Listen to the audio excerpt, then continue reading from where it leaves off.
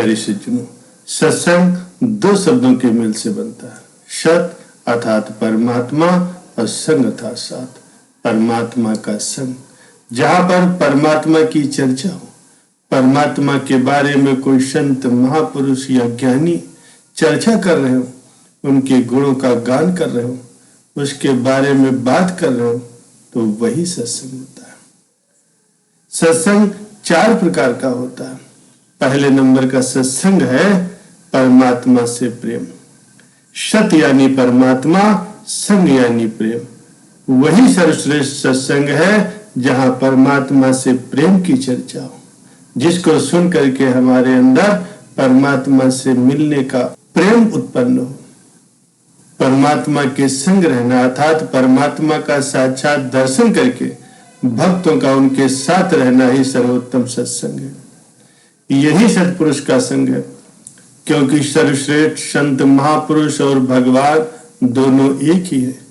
सत्संग के सामने स्वर्ग की बात ही क्या है, मुक्ति भी कोई चीज नहीं।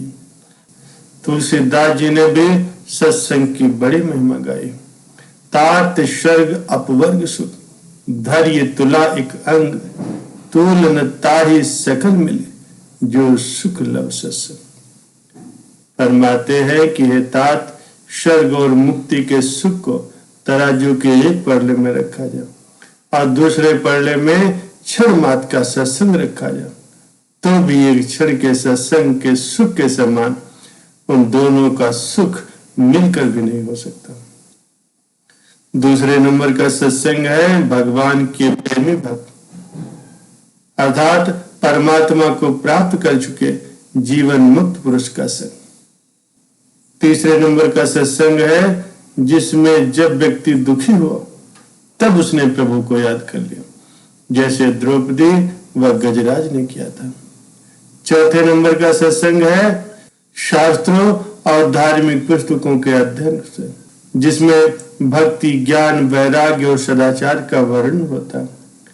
ऐसे सदशास्त्रों को बड़ी ही श्रद्धा और प्रेम पूर्वक पठन पाठन करना और उन पर मनन करना, यह भी एक प्रकार का सत्संग है। लेकिन इन सभी सत्संगों में पहले नंबर के सत्संग को सर्वश्रेष्ठ माना जाता है।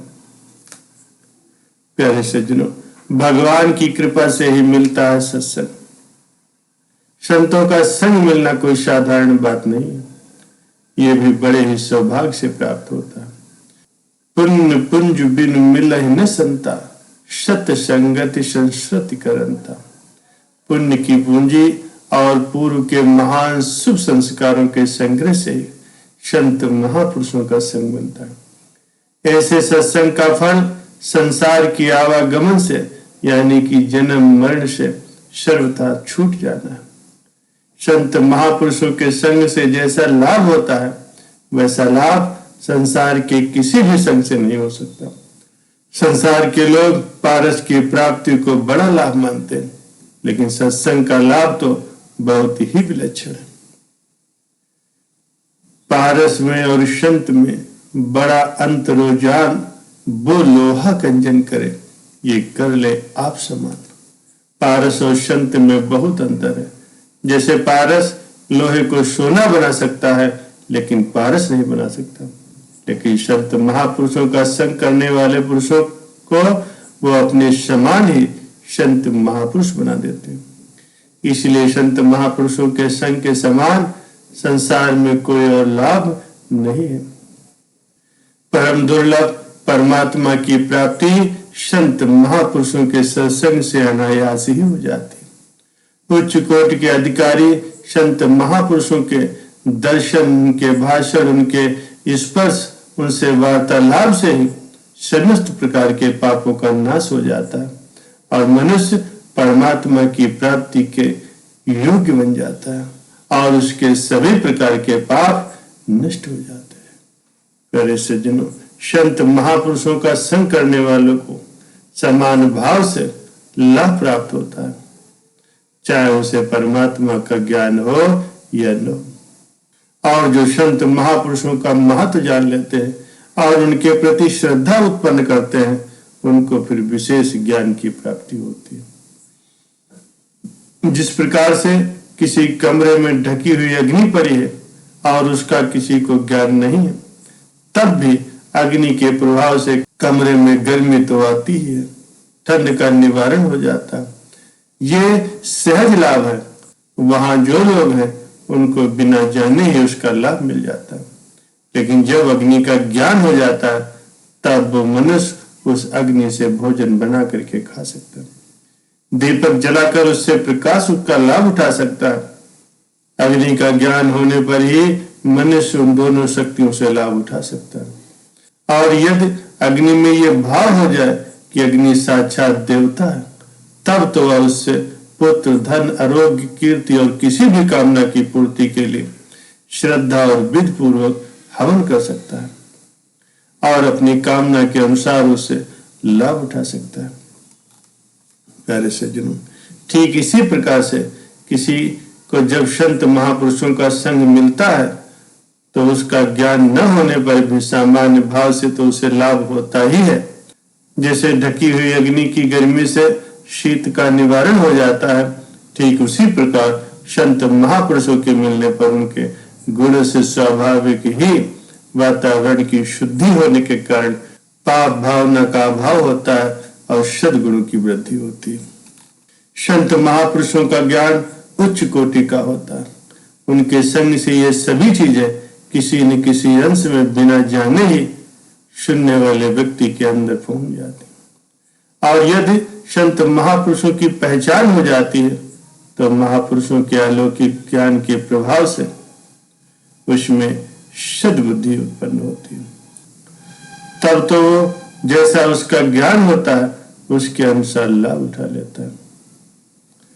जिस प्रकार से भगवान बिना ही किसी कारण सब पर दया करते हैं, सबसे प्रेम करते हैं, ठीक उसी प्रकार संत महापुरुष भी सभी पर समान रूप से कृपा और प्रेम करते हैं।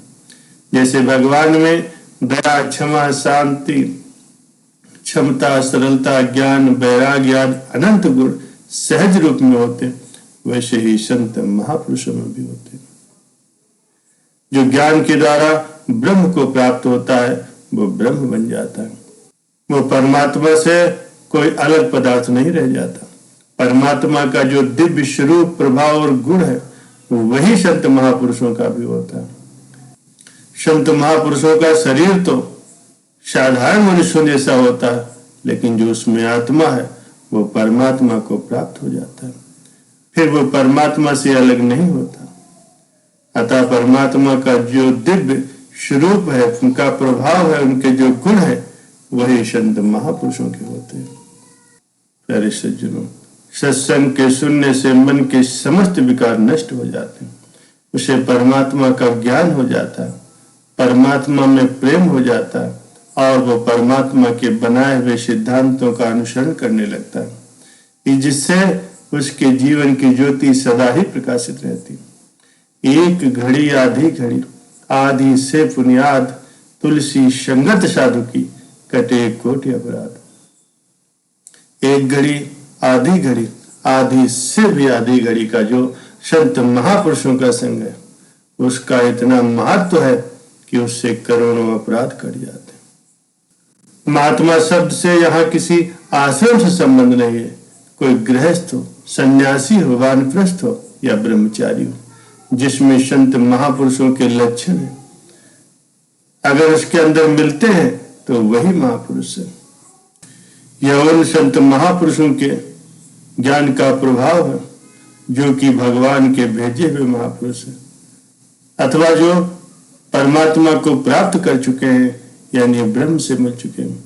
ऐसे संत महापुरुष स्वयं ही परमात्म स्वरूप होते हैं। इसलिए परमात्मा के गुण भी संत महापुरुषों के अंदर होते हैं और ये समझना है, संत महापुरुषों को जानना है। वास्तव में संत महापुरुषों की आत्मा परमात्मा से अलग नहीं, पर हम ये मानते नहीं, उसे परमात्मा से भिन्न समझते हैं, इसीलिए परमात्मा की प्राप्ति से वंचित रहते हैं। और ये बात तभी समझ में आती है जब हमारा अंतःकरण शुद्ध होता है। प्यारे सज्जनों, इसीलिए बगैर नांगा के रोज ही सत्संग श्रवण करना चाहिए। सत्संग सुनने से ही परमात्मा की प्राप्ति हो सकती है।